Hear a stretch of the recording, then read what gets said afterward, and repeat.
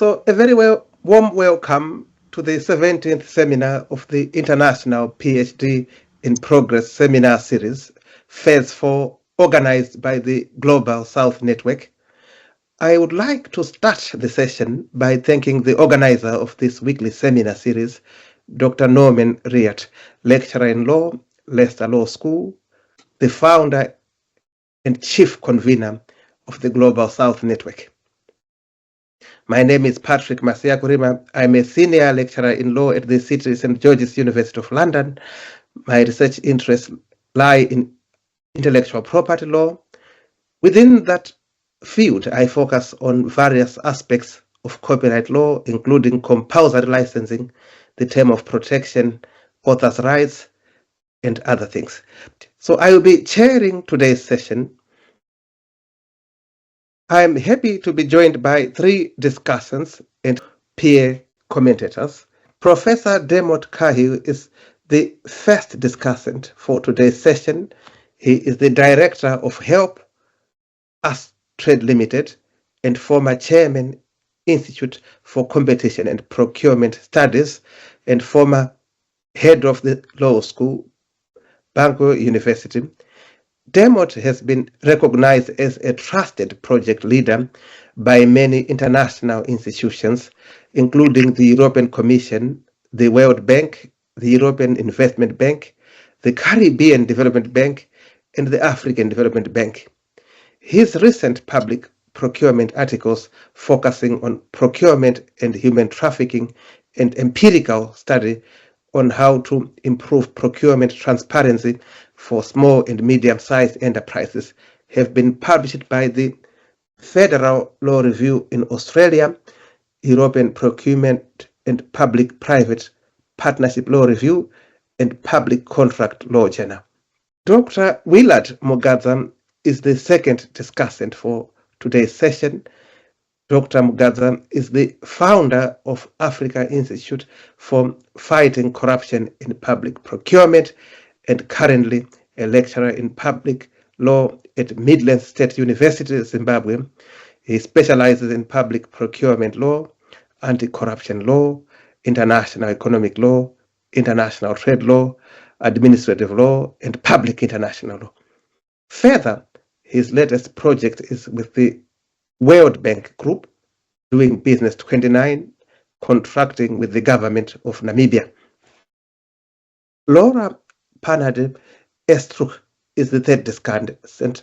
She is among the leading research voices in public procurement and public finance in the Caribbean and British overseas territories. She is a lecturer in law at the Cayman Islands Law School, honorary lecturer at the University of Liverpool, and PhD candidate in law at the Faculty of Law, University of Cambridge. Previously, she has worked for the European Parliament, the Horizon 2020 DG WIST European Commission project for early detection of corruption. She has also been a visiting fellow of the London School of Economics, Ruhr Bochum Universiteit in Germany, and Maastricht University in the Netherlands. Charlie Lewis is our peer commentator for today's session. Charlie is a PhD candidate at the Leicester Law School, University of Leicester. Her research focuses on femicide and human rights law in Jamaica. Last but not least, our guest speaker for today's session is Tiffany Adams, who is a PhD candidate at the Open University Law School. Tiffany holds a Master of Laws with distinction in Public Procurement, Law and Strategy from Bangor University and a Bachelor of Social Science distinction in Economics from the University of Guyana. Prior to commencing her postgraduate research at the Open University, Tiffany worked as a public procurement practitioner in the public sector. Today, Tiffany will present her project titled Efficiency and Effectiveness of Emergency Public Procurement, a Jamaican case study. Tiffany, you have approximately 30 minutes for your presentation, followed by 3 to 5 minutes each for comments and questions from the discussants and peer commentators. If time permits, we will conclude with a 10-minute question and answer session with the attendees. The screen is now yours. Thank you. As mentioned before, my thesis is surrounding efficiency and effectiveness in emergency public procurement, a Jamaican case study, which I'll be discussing today. So an overview of the issues I'll be discussing today is the background of my study. I'll be discussing the differences and the similarities between routine and emergency procurement. I'll provide a definition for efficiency and effectiveness in procurement in terms of what I would have came up with for my project. I'll give an overview of public procurement in Jamaica. I'll discuss the findings from my empirical survey and the recommendations I would have gotten thus far from my research. So firstly, the background of my study and the significance for selecting emergency public procurement and Jamaica as a case study. So the importance of public procurement. As some of you may know, public procurement, simply put, is the activity of governments buying goods, works, and services for the provision of its citizens. There are two ways governments can provide these goods, services, and works. It may be via force account, where the government utilizes their own resources, or it can be with the government engaged in the services of the private sector. This thesis focuses on that latter aspect. Why public procurement is important? It accounts for 30% of a country's GDP. In addition to that, it is a major aspect of public financial management. Therefore, its activities, whether it is conducted correctly or not, has a major impact on a country's economic development and functioning. So why Jamaica? So in selecting my topic, I wanted to focus on the region where I'm from. Although I am from Guyana, Guyana would not have been an appropriate case study. I wanted a country that already possesses a public procurement system that represents the most modern legislative framework and also utilizes electronic procurement. Within the CARICOM region, Jamaica was identified as such a country. Their current public procurement legislation is modeled after the ancestral model law of 2011, and they have been using electronic procurement for a number of years now.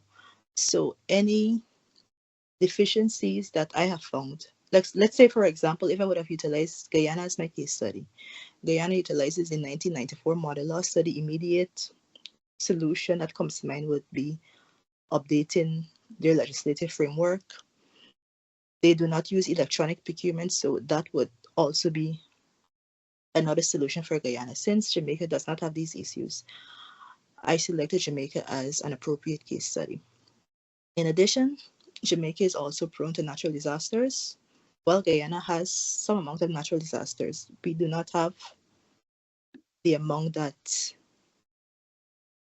Jamaica has, or the severity that Jamaica has in terms of earthquakes and hurricanes. So a lacuna in the field. So in my readings for my thesis, I would have noted that although there is some amount of works written on public procurement in the Caribbean, there's not much written on emergency public procurement for one, and there isn't any that I have found thus far that is written on emergency public procurement within the CARICOM region. And for that reason, I think that this thesis is not only significant in terms of adding to the general literature for the field, but I also feel it is significant for the Caribbean region because there are lessons that CARICOM leaders can take on board to improve the efficiency and effectiveness of their public procurement practices. So continuing with the background of my study, I will discuss my research questions. So the first question, my first major research question was what provisions exist in Jamaica's public procurement legislative framework and related legislation to facilitate efficiency and effectiveness in emergency procurements. As I will discuss later down in the presentation, my hypothesis for my research, I'm just jumping a bit ahead. In essence, I'm trying to investigate whether transparency is a necessary precursor for efficiency and effectiveness during emergency procurement. So in investigating this question, I would have analyzed Jamaica's legislative frameworks regarding public procurement and emergency procurement to see how transparency is promoted in theory. So my second research question, this is the research question that I would have utilized an empirical methodology for. It was to investigate to what extent did Jamaica's public procurement framework facilitate efficiency and effectiveness in COVID-19 related procurements and other emergency procurements. I would have done an online survey of I would have sent out a survey to about 86 public servants in Jamaica. I got a response rate of 21%, and the results were not homogeneous and they were quite interesting. And my final research question is what lessons can be learned from other countries' public procurement frameworks to improve efficiency and effectiveness of Jamaican emergency procurements? So for this third research question, I would have selected the jurisdictions of Ghana and the UK to see what lessons Jamaica can learn. However, I would not be discussing this today. I'll just be discussing my first two research questions.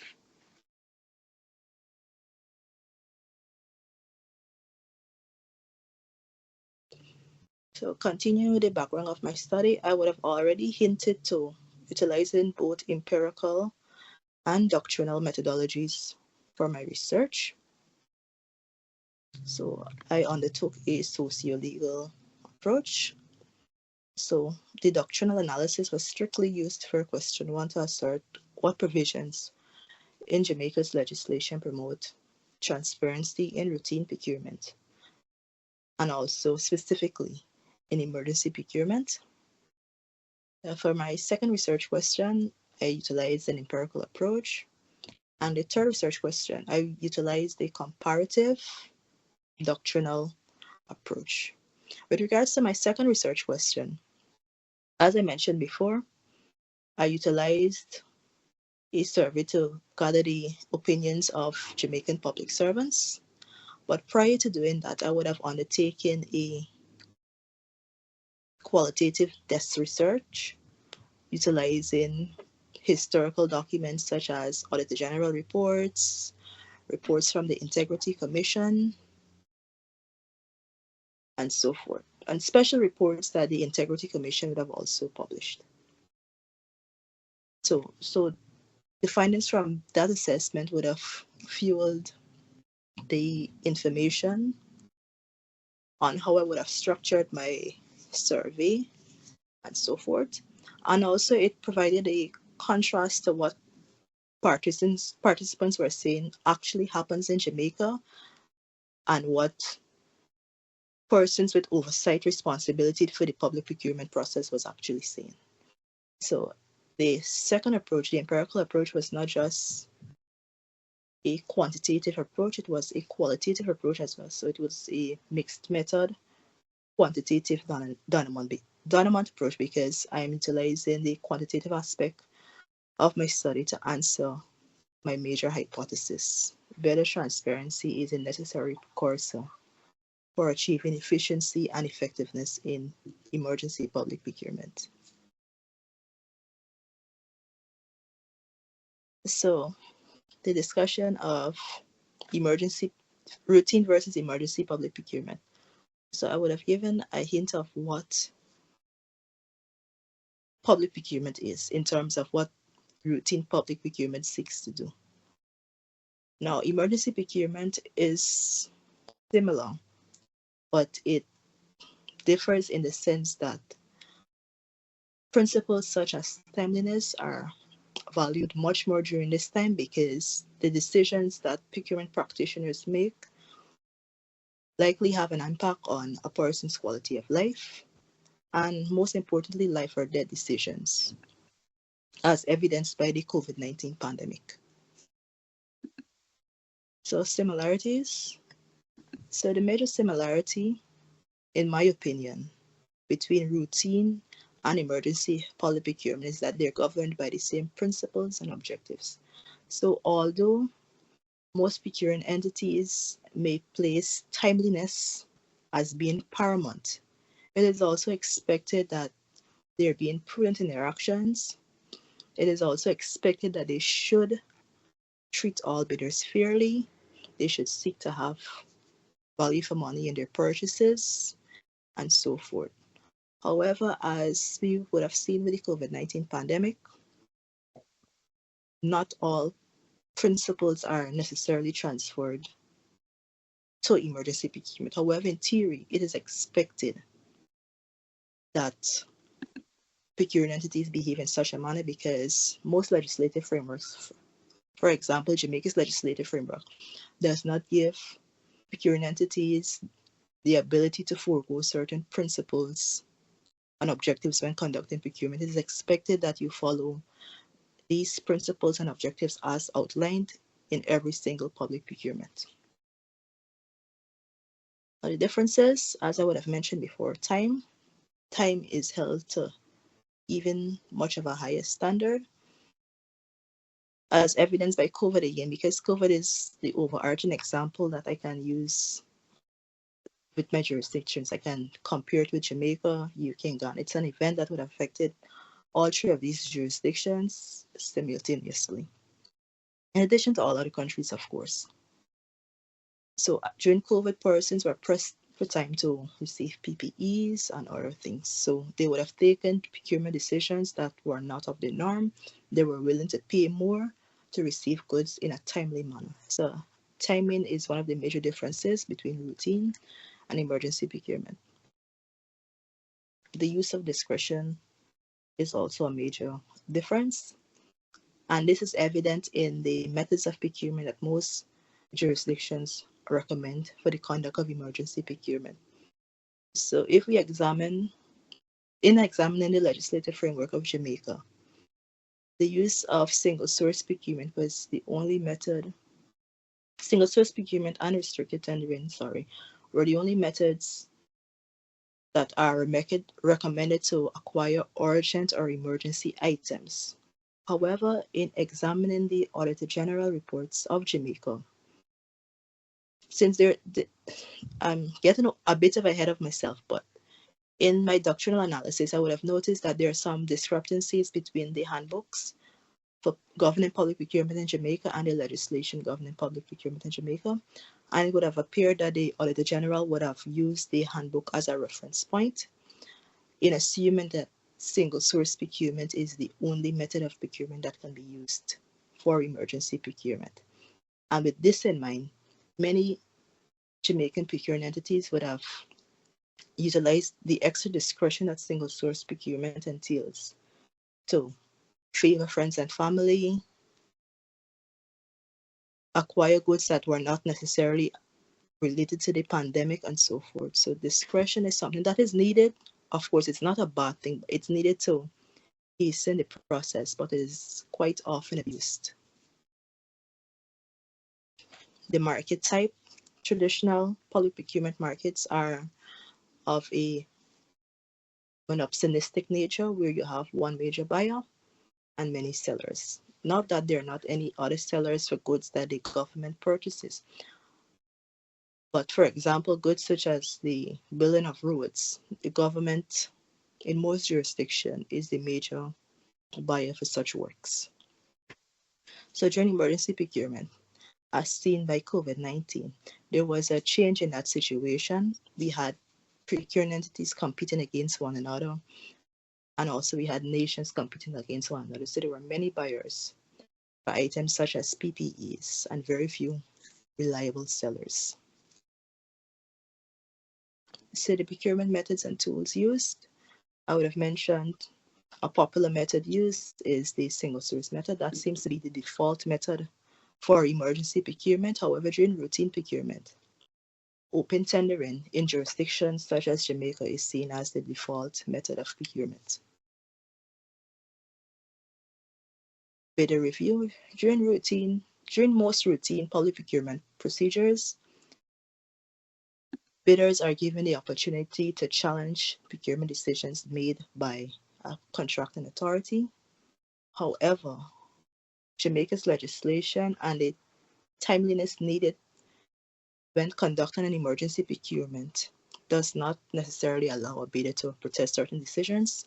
For example, if a procuring entity has chosen to conduct single source procurement in response to an emergency, a bidder in effect cannot challenge such a decision because he cannot challenge the procuring entity's right to utilize single source procurement as a method of procurement. Okay. Continuing with efficiency and effectiveness, I'm now going to discuss the definitions I would have used for efficiency and effectiveness for purposes of my research.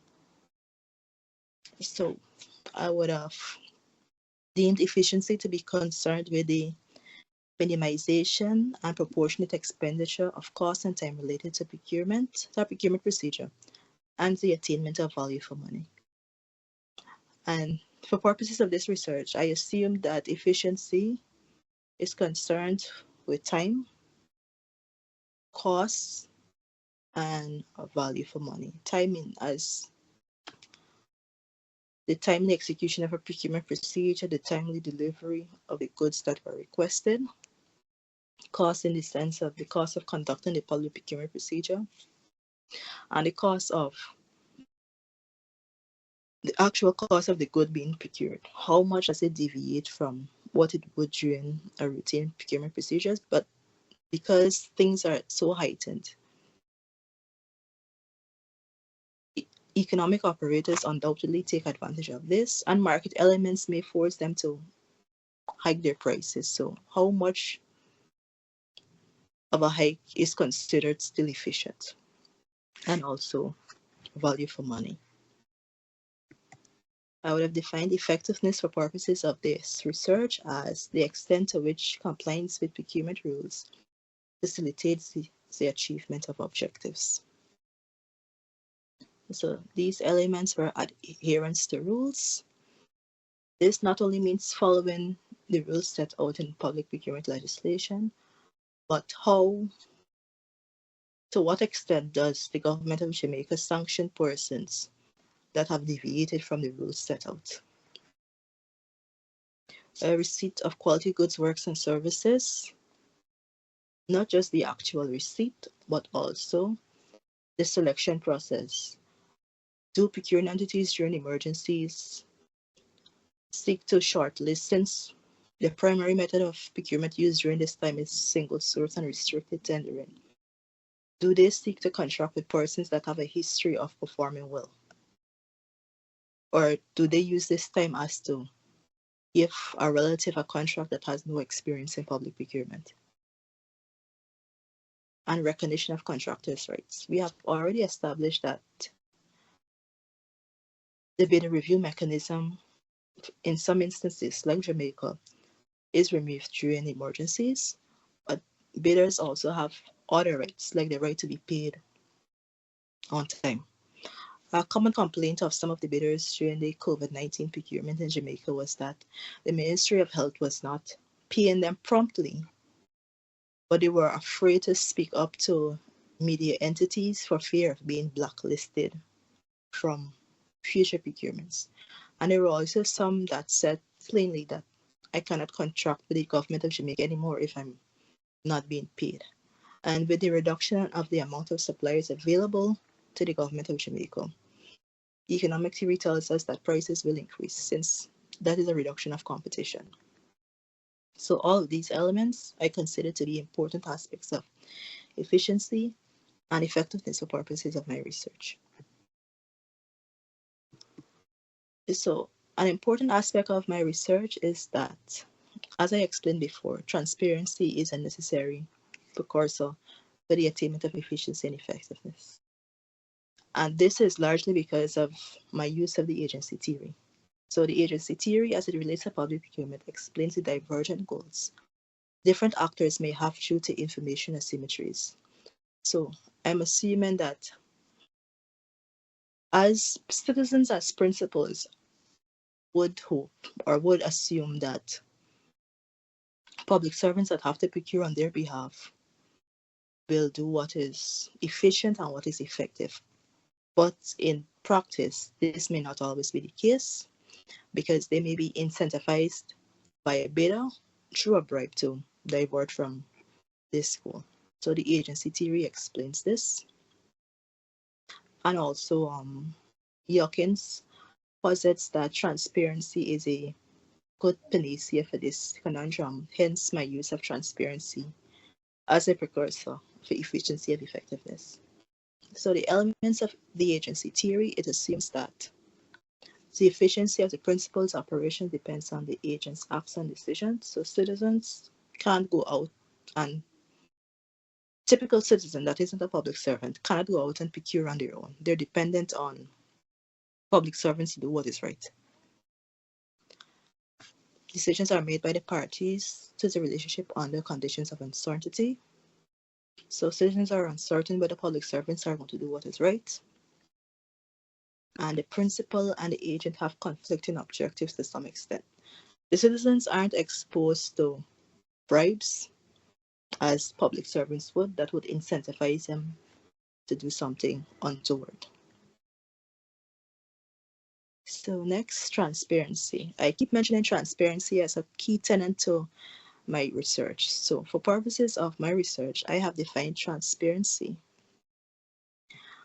as having 4 elements as seen in public procurement. So it's not merely the publication of procurement opportunities, which is important, and which necessarily does not occur during emergency since the single source method is being used.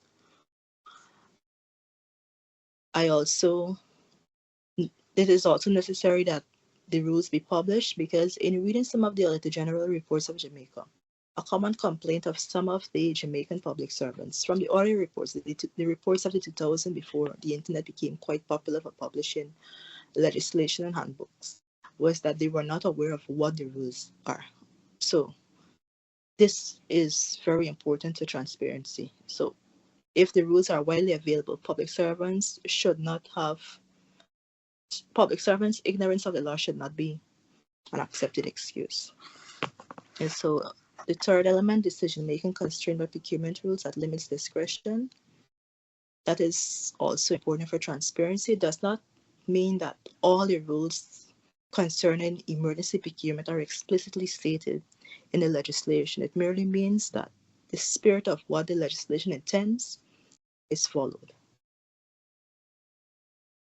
and that the use of the ex post and ex ante publicity requirements conform to compliance with rules and enforcement. So this final element from my research, it was found, well, I'll discuss that later. And enforcement, so public procurement in Jamaica So the legislation governing public procurement in Jamaica currently, it's quite extensive. We have the handbooks, which I explained earlier, do not always comply with what is in the legislation. You have the 2015 Act, the regulations of 2018,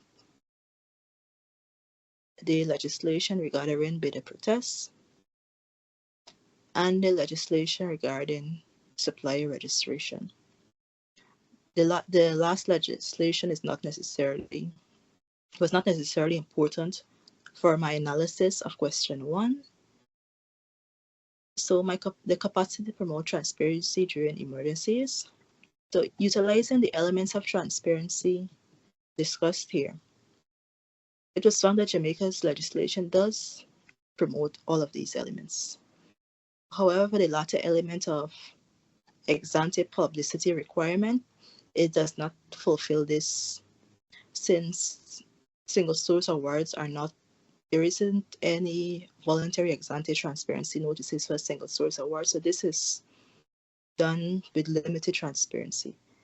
So although the legislation largely promotes these elements of transparency, there are some aspects that aren't, even in theory, possible. But in practice, sometimes some may say that it is not always as apparent. So findings from my survey.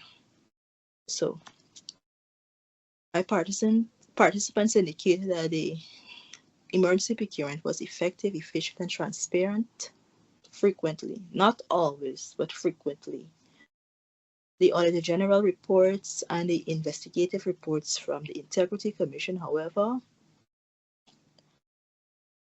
gives me a different opinion of this. I'm not saying that there isn't any efficiency and effectiveness and transparency in Jamaican emergency public procurement, but I do not think it's a frequently occurring thing. Out of this, I found that effectiveness of emergency procurement was found to be most common, especially its element of receipt of quality goods, works, and service. This was not surprising, since transparency had similar levels of frequency, with rule-based decision being most prevalent, which also doesn't concur with the findings from my Auditor General reports and the Integrity Commission reports. Efficiency was determined to be least popular, with the minimization of time being most prolific element. And I would have discussed that this is, in emergency procurement, this is quite important, so this was not surprising. So transparent effectiveness had a strongest correlation. So participants viewed effectiveness as being greater to achieve during emergency procurement than efficiency, which is not surprising given the amount of complaints routine procurement itself in Jamaica has about bureaucracy. So efficiency and transparency had a weakest correlation. This is not surprising, given that the levels of oversight, as explained by participants and members of the media, hinder the process moving along swiftly. And efficiency and effectiveness had the greatest correlation among themselves, as opposed to their correlation with transparency. So my recommendations, my first recommendation with us is that the handbook should be amended to reflect legislative changes. The handbook was last amended in 2014. Its current legislative framework, the Act, was created in 2015 and amended again in 2018 or 2019. The handbook doesn't reflect these changes, and it should. The Auditor General's work is based on this handbook, and persons should not be assessed on a handbook that isn't reflective of the legislation. We need inclusion of measures for voluntary ex-ante transparency notices, because emergency procurement is not only used for emergencies in Jamaica, as some of you may expect, with the level of discretion that it permits. A typical case of this is the Petroleum scandal.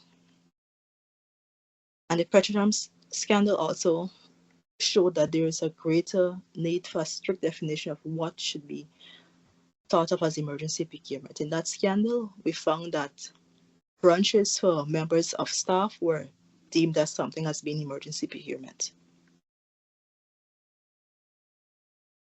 The legislation should be amended to limit bureaucracy, since this detracts from efficiency and timeliness, and that was a finding that the participants also saw, agreed with.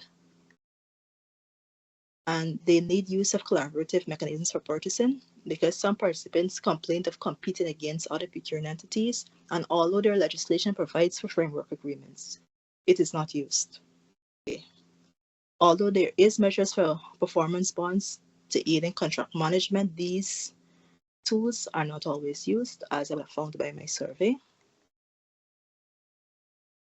And a recommendation from my participants would be better planning of how activities are done would aid in efficiency and effectiveness in emergency procurement.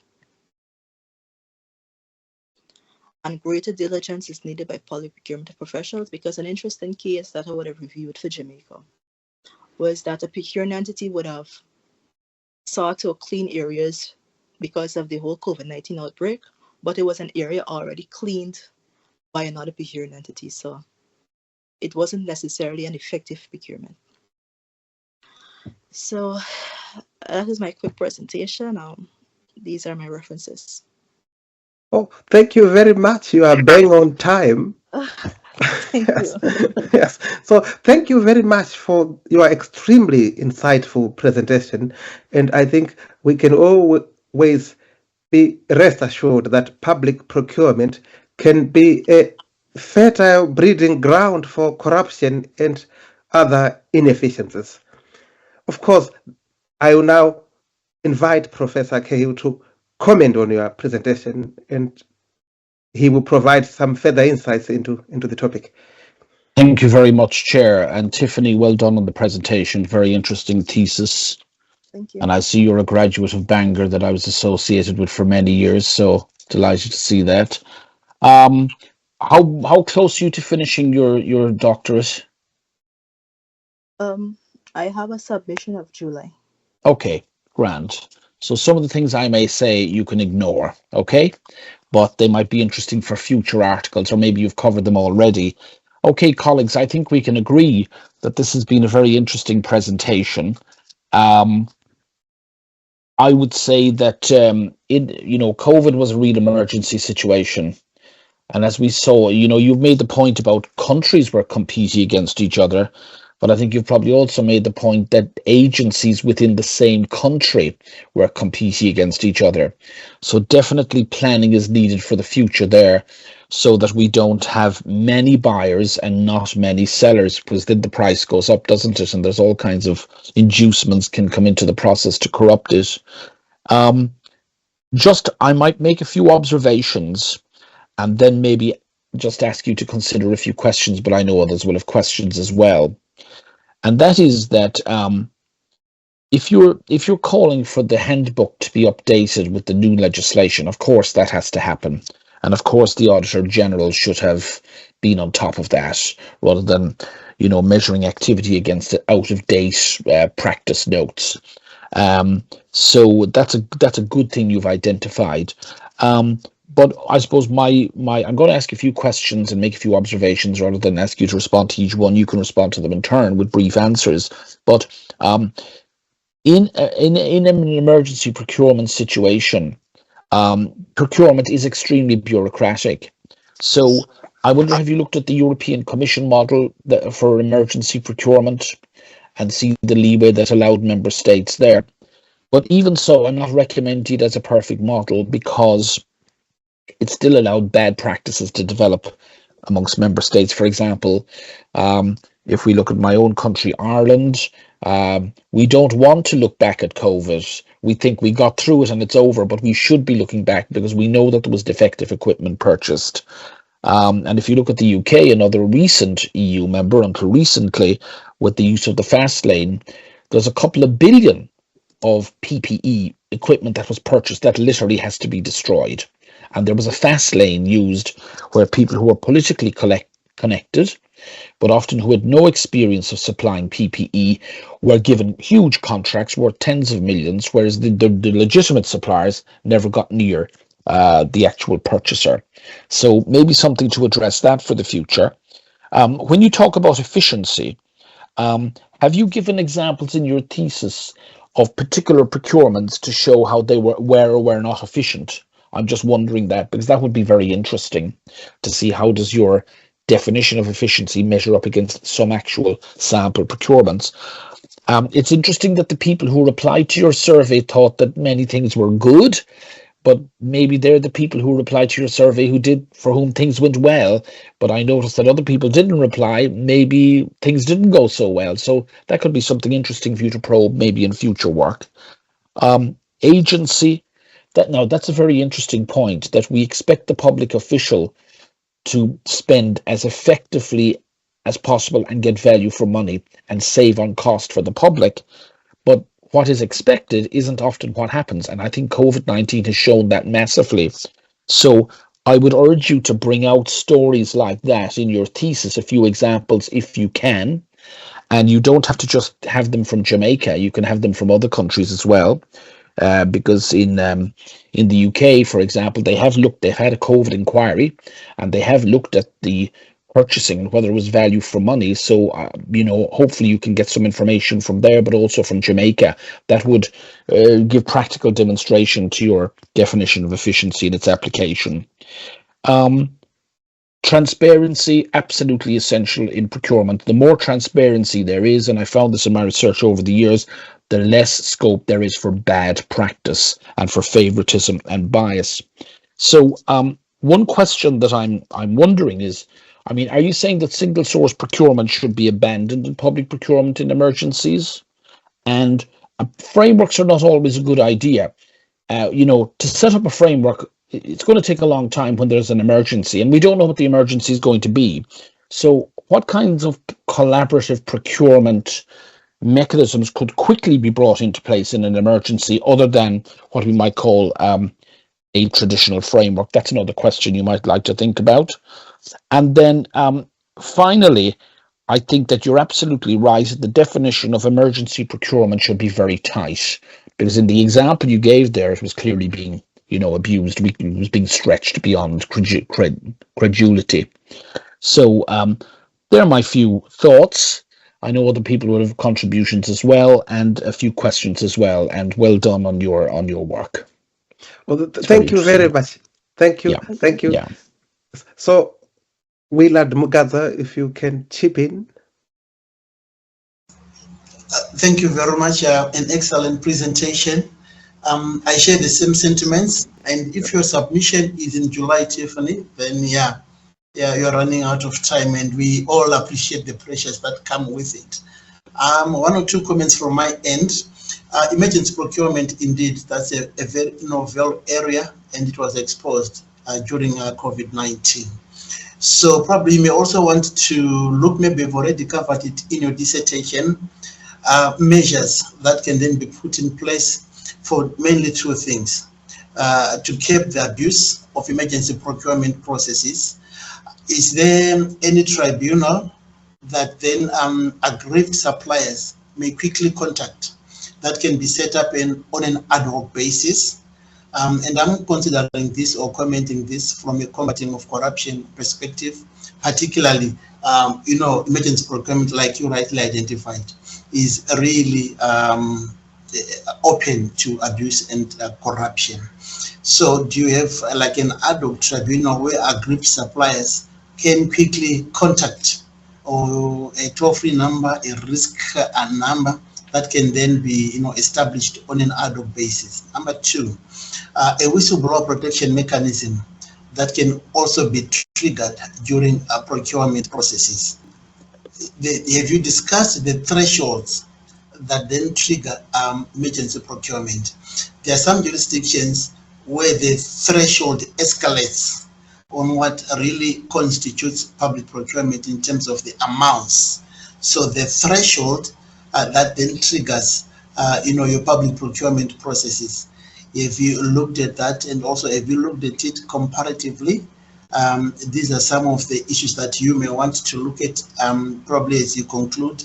And lastly, do you have a model that you think, apart from the policy that is to incorporate the legislative reforms that you have identified?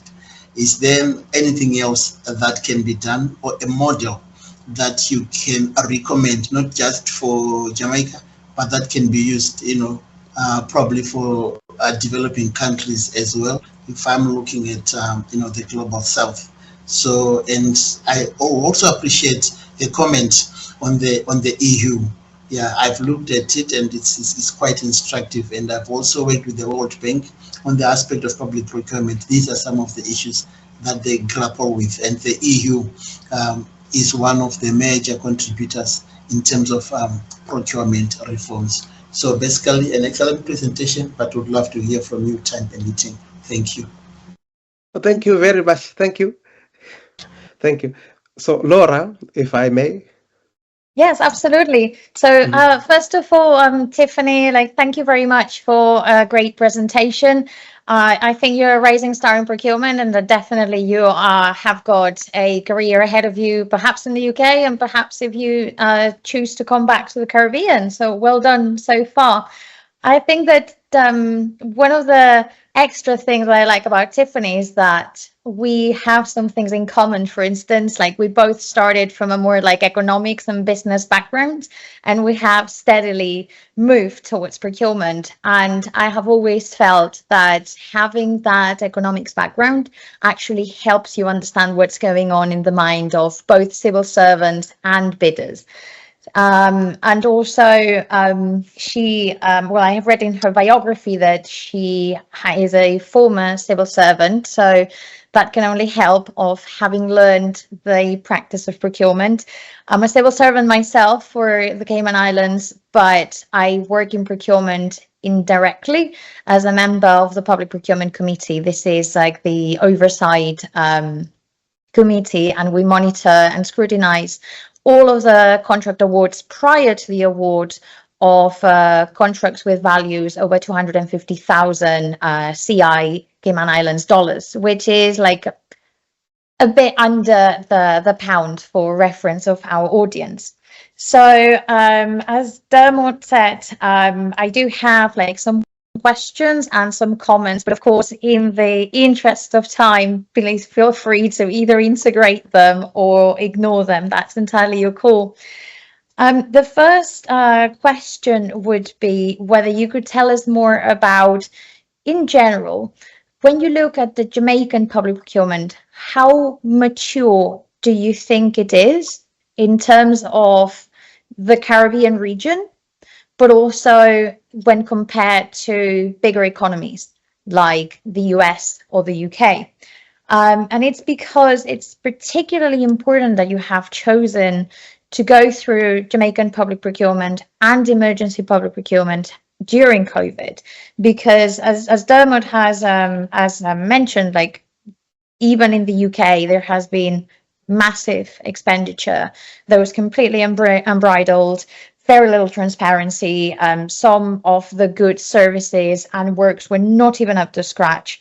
And it's only now that it has surfaced that in key decisions, risk perception and conflicts of interest, decisions were rushed, and there's just not enough paper trail to even discover whether there was any good practice in there. And I'm mentioning the UK because, particularly in the Cayman Islands, our COVID-related expenditure has been calculated at about 333 million CI, which, in comparison to 18 billion pounds with a B, doesn't seem very much. It is for us, but of course, looking at great jurisdictions would give you framework to compare it to. My second question is about how these actual expenditures that went into emergency procurement were actually funded. I conducted a study in the Caribbean, and I found, particularly among Caribbean British overseas territories, that they were quite careful, particularly because all British overseas territories are rather small. They had to be extremely careful with their finances, and that in turn made them more careful about contract awards. So in particular, like of the 6 I surveyed, 4 of them just increased public debt. 2 of them had were able to put in place commercial lines of credit prior to the height of the outbreak, where they could raise funds but secure lower interest rates for that. And then 2 of them, as British overseas territories, had to just ask for UK emergency funds, and that was like a direct financial transfer. So I wonder if you would like to consider in your PhD also like how the COVID expenditure was funded and whether that played a role in the minds of the civil service. And also, my third question would be as to the reform. So you have proposed several avenues of reform, but reform, I find, in my own experience, is most effective where there is a clear pathway, not only the measures that you have proposed, but also a clear timeline and a clear pathway. So I wonder whether, in your view, this reform wave, where should it come from? Should it come from the civil service itself, kind of like pushing Parliament a bit? Should it come from civil society movements that put pressure on Parliament? Should it come from Parliament itself? Or is this something that the Auditor General of Jamaica should be really pushing forward? So those are my 3 questions. First, the maturity of the system of Jamaican public procurement. Second, how it was funded. Third, who should start the reform? And then one of the comments would be, and that's more for your thesis, I would appreciate if you could do it now, but mostly for your thesis as well. In that I agree with Dermot. I would like to see like some specific case studies, some specific contracts where you give examples on what efficiency means in public procurement, in specific examples, and how people reacted and how the civil service was perceiving that. Because that would just make your PhD easier to explain to a broader audience and more relatable. Thank you very much.